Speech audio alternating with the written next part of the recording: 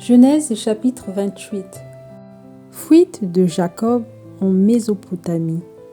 Isaac appela Jacob, le bénit et lui donna cet ordre. Tu ne prendras pas une femme parmi les filles de Canaan. Lève-toi, va à Paddan-aram, à la maison de Bethuel, père de ta mère, et prends-y une femme d'entre les filles de Laban, frère de ta mère. Que le Dieu Tout-Puissant te bénisse, te rende fécond et te multiplie, afin que tu deviennes une multitude de peuples. Qu'il te donne la bénédiction d'Abraham, à toi et à ta postérité avec toi, afin que tu possèdes le pays où tu habites comme étranger, et qu'il a donné à Abraham. Et Isaac fit partir Jacob, qui s'en alla à Paddan-aram, auprès de Laban, fils de Bethuel, l'araméen, frère de Rebecca, mère de Jacob et d'Ésaü. Ésaü vit qu'Isaac avait béni Jacob et qu'il l'avait envoyé à Paddan-aram pour y prendre une femme, et qu'en le bénissant, il lui avait donné cet ordre. Tu ne prendras pas une femme parmi les filles de Canaan. Il vit que Jacob avait obéi à son père et à sa mère, et qu'il était parti pour Paddan-aram.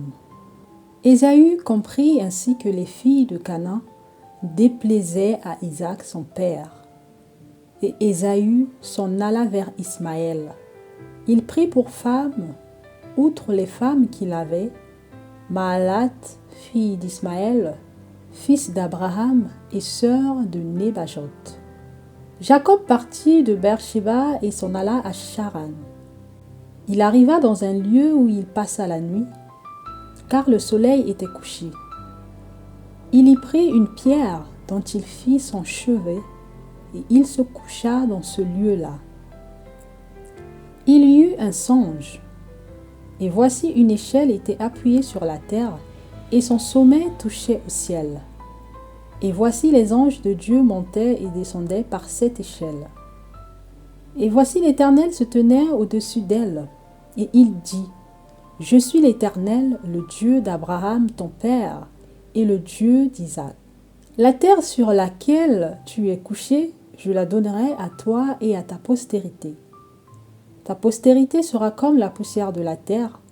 Tu t'étendras à l'Occident et à l'Orient, au Septentrion et au Midi. Et toutes les familles de la terre seront bénies en toi et en ta postérité. Voici, je suis avec toi, je te garderai partout où tu iras, et je te ramènerai dans ce pays, car je ne t'abandonnerai point, que je n'ai exécuté ce que je te dis. » Jacob s'éveilla de son sommeil et il dit, « Certainement l'Éternel est en ce lieu, et moi je ne le savais pas. » Il eut peur et dit, « Que ce lieu est redoutable. C'est ici la maison de Dieu.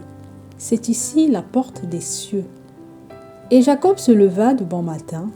Il prit la pierre dont il avait fait son chevet. Il la dressa pour monument et il versa de l'huile sur son sommet. Il donna à ce lieu le nom de Béthel. Mais la ville s'appelait auparavant Luz. Jacob fit un vœu en disant, « Si Dieu est avec moi et me garde pendant ce voyage que je fais, s'il me donne du pain à manger et des habits pour me vêtir, et si je retourne en paix à la maison de mon père, alors l'Éternel sera mon Dieu. Cette pierre que j'ai dressée pour monument sera la maison de Dieu, et je te donnerai la dîme de tout ce que tu me donneras. » Amen.